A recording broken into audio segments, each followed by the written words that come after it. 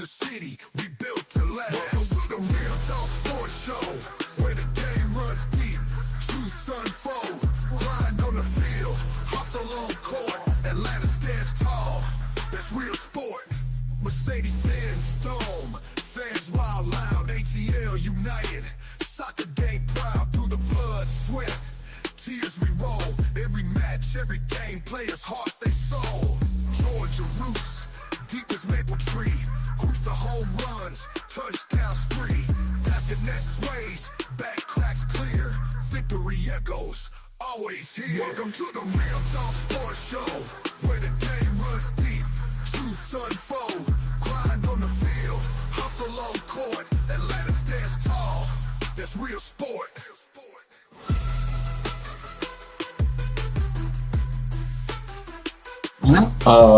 We're here. Real Talk Sports Show, post-game recap or rant, whatever you want to call it. But we are in the building. Let's get it where you guys can actually see me. All right, Mr. Theme Song, we've had enough, darn it. That's enough of that. And that kind of is the way the Falcons showed up on the field today. Once again, the Falcons find their way to snatch a loss from victory. Falcons do it better than anybody else. Once again, this team finds a way to lose a ball game, a game that they really should have won, up 21-7 at one point, and then inexplicably just fell apart. After that point, outscored 27-6 for the rest of the ball game. As the Panthers go on and sweep the season series, they win in overtime 30-27. I don't know what to say, guys. I mean, it's just ridiculous how bad this team continues to play. I mean, I don't know what to say. I don't know what to do. I don't know what to say. This team is terrible. I mean, we go through this week in, week out. It's always, just too little, too late. They never seem to be able to make the plays when they absolutely need to make a play. And like I said, man, I don't know what to tell you guys. I mean, it's just ridiculous how this team continues to do this game after game.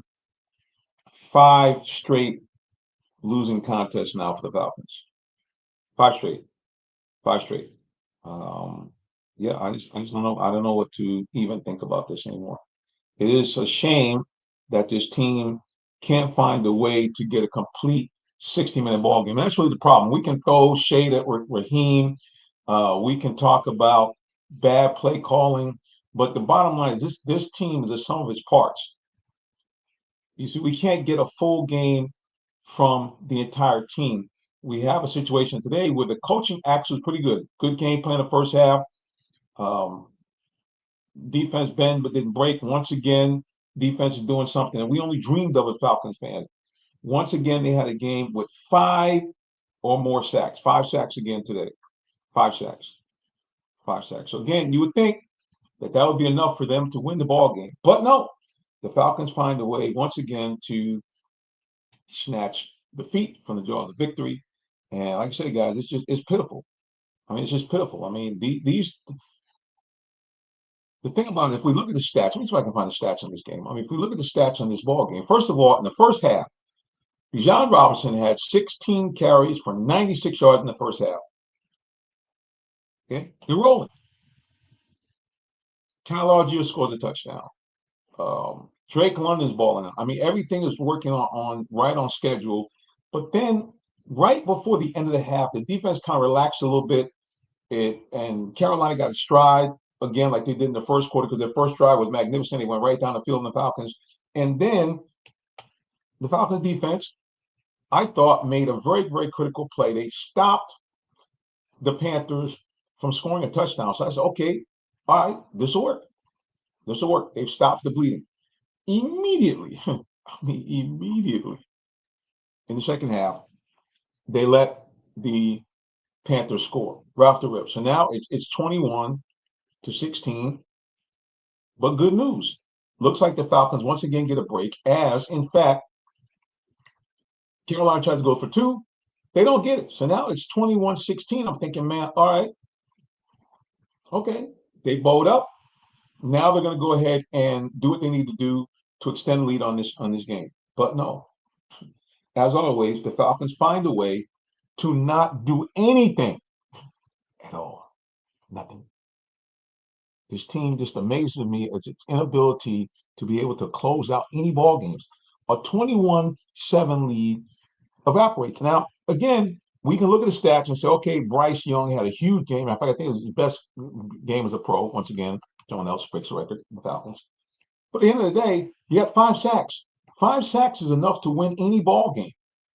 It is. I mean, it's just how this team continues to find ways to not win these games when this defense is doing something like I say again, we only dreamed of.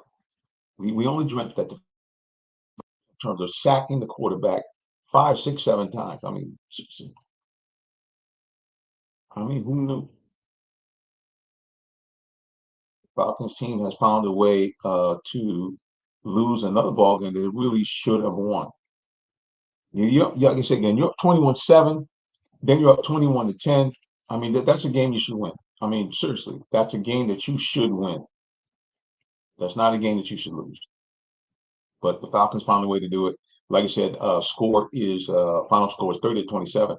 Once again, I don't know what's going on with my internet, but once again, I cannot get the stats up on the screen, of course, as it really works. So I'm gonna have to go to my phone and do it from there. Let's take a look at these stats. I have my glasses. I'm so disgusted at this team and how it played. I'm looking at my glasses on. Incredible. Anyway, like I said again, it's just pitiful, man. This team continues to, like I said, to find ways to blow these ball games and find ways not to win. Like I said, take a look at the stats here really quickly and let you guys go because I want to go down and eat some grub because I did bring some leftover food, which I'll show you guys right before I go from the game. That was the only highlight of the game. The food was good. Other than that, forget it, baby. It was terrible, terrible, terrible. As this team, like I said again, found a way to lose. Let's go to the statistics, if we can, please. Let's take a look. Look at these stats here. This ball game. Bryce Young, a career day, 31 of 45, 448 yards, 3 touchdowns, but more importantly, no picks. Now, to the Falcons' defensive credit, I listened to the postgame. They said, hey, we tried to stop the run. They did. Dowell and Hubbard, who destroyed them last time in a 30-0 victory, the two guys combined for a grand total of 66 yards on 23 carries. So they did what they had to do. But unfortunately, let's listen to some of the other stats. The receivers, McMillan, 8 receptions, 130 yards, and no touchdown. Also, I'm sorry, guys. I'm sorry because I can barely read this. Xavier Legette, a guy who had been quiet, 4 receptions, 80 yards, and a touchdown. 450 yards almost from Bryce Young. Once again, yeah, man, it's just, oh, Lord. To say, guys, except that this team is continuing to find ways to lose these ball games. I don't know how they're going to keep what they have. And I guess maybe it could be a situation that the team is overrated. Maybe that's it. Maybe it's a situation where this team is not as good as what we thought they were. Because at the end of the day, if I look, we can talk about the coaching, but coaching doesn't drop passes, which Kyle Pitts did again today. Pretty easy pass drop. Coaching doesn't allow huge, big chunk plays, which the defense, as much as they had great sacks because they were on the field so long, I think that allowed them to be tired at the worst possible time. And the worst was, I would say, the overtime, where after the Falcons did absolutely nothing in their first possession, Carolina hits a 45-yard bomb on 2nd and long to basically seal the game. Now, when I said you can't really blame coaching, there was some issues with the coaching. For example, the Falcons had, I believe, a 3rd and 1 late in the ball game, a chance to really kind of maybe keep the drive alive and keep things going.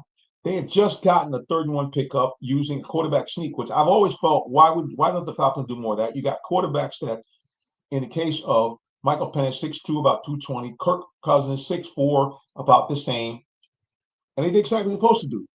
Short yardage, Kirk did plow forward and picked up a yard. The other thing I don't understand in the short yardage is if you're not going to use your quarterbacks on the sneak, why would you not give the ball to Tyler Algiers? In that overtime period, Falcons had a chance to convert on a third down. And I understand Bijan Robinson, he's your guy. I got it. I get you. But at the end of the day, on a short yard situation, away from the goal line, because around the end zone, Bijan just, man, he sniffs it. That guy just sniffs. Um, he just sniffs the end zone. Kind of reminds me of Ward Gunn. Guy was not the biggest guy in the world, but man, once he got him on the end zone, he could just smell it. He could just smell it. So I don't know, man. I'm done. I'm done. I don't know what to say about this team anymore. It's just ridiculous again how poorly this team plays in the clutch. And of course, the other bad thing about this game is now Michael Penix Jr. got injured. That's the other thing. Michael Penix Jr. Is out. He may not be playing next game at all. So now you have the double trouble. Not only the Falcons being on a 5-game losing streak. You know, so crazy. Think about this. They play Buffalo, a team that nobody thought they were going to beat. Monday night, everybody's watching. They play a spectacular game. Their record is 3-2, and you're thinking, okay, finally this team has put it all together. Sack um, the Bills quarterback 5 times in that game, and you're thinking, buddy, we're here. Bijan, huge game. You're thinking we're right there. After that, I don't know whether they read the press clippings. I don't know whether exactly what happened, but after that game, it seems like this team has had no answer as far as its ability to play a full 60-minute ball game. We play 59 and a half. We might play 57, but as far as playing a whole game where everything is clicking, everything. I mean, like all facets of the game where nobody's making mistakes. Coaching makes good decisions. Where you have the special teams do well, the offense does well, and the defense does well, i.e., complementary football. You know about that. And the Falcons, for whatever reason, they can't seem to get that for an entire game. They'll get it for a quarter, they'll get it for a half, but they can't seem to put together for an entire game. Very, very, very disappointing. Well, again, I'm not gonna keep you guys too long. Like I said, I was hoping to get some stats out here. I don't have my glasses. I just ran up here to try to do a quick live rant, which I know I shouldn't do. Um, Everybody's screaming also on the sports shows, fire the coach, fire everybody. But like I said, it's beyond just the coaches, because the realities are the last couple of games, for the most part, the coaching was okay. You have some spots here and there, but no coaching staff is perfect. And believe me, I have enough problems with this coaching staff, especially with the offensive coordinator. However, he cannot catch passes. He cannot um, hold water for an offensive line where you have a second down is short, and now all of a sudden, or third down is short, 3rd and 1, I think it was a 3rd and 2. Now all of a sudden, somebody can't understand not to move for the snap. So you have the infamous pre-snap penalty. So now it takes you out of manageable 3rd down to 3rd and 6. Another time they had a huge gain. Once again, called back because why? A player execution problem. Man too far downfield on a beautiful run by Bijan. Now it has to be brought back, and you have a penalty. So this is the problem. The play call was great. Execution poor. And see, that's the problem. It's just so much inconsistency and lack of reliability across the whole spectrum that you can't get things to function all at one time. That's the problem. We have good coaching, we have bad player execution. We have good player execution, we have bad coaching. We play good defense for 2 or 3 quarters, then we play bad offense. We play good offense for 2 or 3 quarters, then we play bad defense. We make a big special team play, and then we make a bad special team play. That reeks of mediocrity. A team that can't get out of its own way, a team that's inconsistent. Now, is all of that at the foot of the coaching staff? I don't know. All I know is this: is that Falcons fans are tired of it. I know I am. It's ridiculous. But I will tell you one good thing about the game. I'm about to get up out of here because let's see if I can find this. But try to find what one highlight from the game. The one I like. See how my score was today. So that's telling me it's time to go. Like I said again, I want to at least get on here, see if you guys have any feedback. I don't see anything from social media right now. So that's telling me time to go. Once again, Falcons find a way to lose the ball game that they should have won. 30-27. Falcons go down against the Panthers. And the question for all Atlanta fans is, when will this all end? Please help us. All right. Until next time, take care and God bless. So long.